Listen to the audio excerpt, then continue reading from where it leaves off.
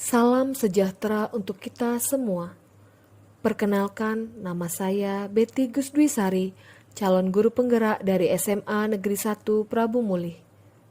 Menurut saya, intisari dari pemikiran Ki Hajar Dewantara tentang pendidikan adalah memerdekakan belajar bagi peserta didik.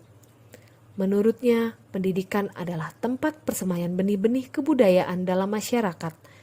Ki Hajar Dewantara memiliki keyakinan bahwa untuk menciptakan manusia yang beradab, maka pendidikan menjadi salah satu kunci utama untuk mencapainya. Pendidikan dapat menjadi ruang berlatih dan bertumbuhnya nilai-nilai kemanusiaan yang dapat diteruskan atau diwariskan. Ki Hajar Dewantara menjelaskan bahwa tujuan pendidikan yaitu menuntun segala kodrat yang ada pada anak-anak, agar mereka dapat mencapai keselamatan dan kebahagiaan yang setinggi-tingginya, baik sebagai manusia maupun sebagai anggota masyarakat. Dalam proses menuntun, anak diberi kebebasan, namun pendidik sebagai pamong dalam memberi tuntunan dan arahan agar anak tidak kehilangan arah dan membahayakan dirinya. Ki Hajar Dewantara menjelaskan bahwa dasar pendidikan anak berhubungan dengan kodrat alam dan kodrat zaman. Kodrat alam adalah terkait dengan alam, tempat di mana masyarakat berada. Kodrat zaman adalah perubahan yang terjadi sesuai zamannya. Jadi, menurut Ki Hajar Dewantara, pendidikan harus terus bergerak mengikuti zamannya. Mengenai pendidikan dengan perspektif global, Ki Hajar Dewantara mengingatkan bahwa pengaruh dari luar tetap harus disaring dengan tetap mengutamakan kearifan lokal sosial budaya Indonesia. Selanjutnya, Ki Hajar Dewantara juga menjadikan pendidikan sebagai tempat untuk membentuk budi pekerti. Budi pekerti merupakan perpaduan antara gerak pikiran, perasaan, dan kehendak atau kemauan, sehingga menimbulkan tenaga.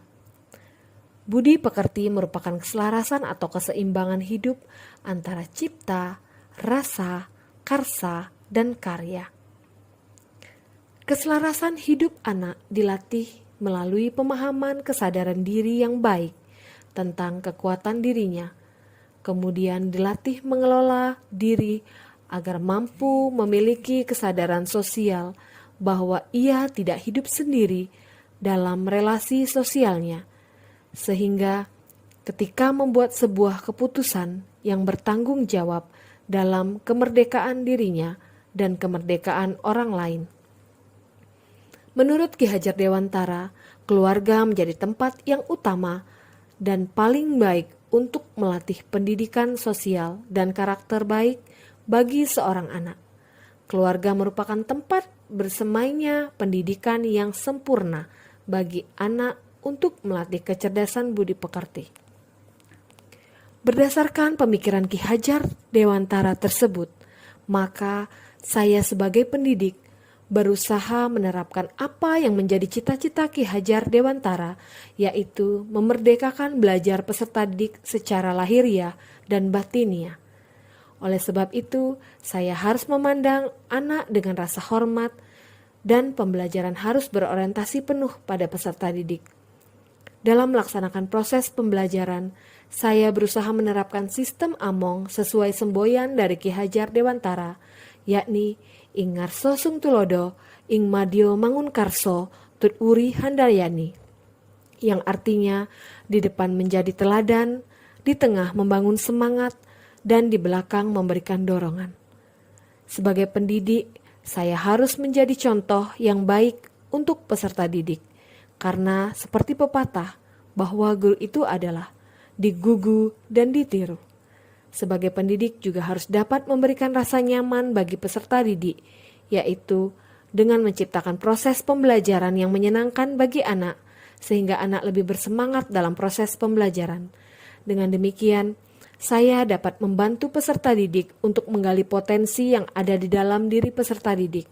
Dengan demikian, dapat memberikan dorongan bagi peserta didik untuk dapat mengaktualisasikan dirinya sesuai dengan potensi yang mereka miliki. Demikianlah intisari pemikiran Ki Hajar Dewantara. Semoga kita, para guru, dapat menerapkan cara belajar seperti pemikiran Ki Hajar Dewantara. Salam guru hebat. Mari bersama bergerak dengan hati, kita wujudkan merdeka belajar.